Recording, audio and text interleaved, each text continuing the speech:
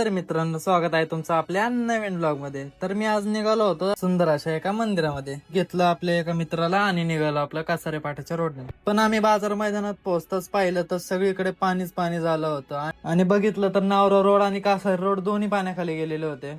आणि आम्हाला जायचं होतं कासार रोड वरून, पण तो पूल काही दिसेनासा झालता. आणि असा पूर मी तळेगावात पहिल्यांदाच पाहिलाय. मग मी माझ्या मित्राला म्हणलं की चल आपण शिखरावरून जाऊ. आणि आम्ही निघालो होतो कोंडापुरीच्या खंडोबा मंदिरात. मग आम्ही खंडोबा मंदिरापाशी आल्यावर कमानीतून आतमध्ये गेलो आणि तिथली घंटा वाजवून पायऱ्या चढल्या.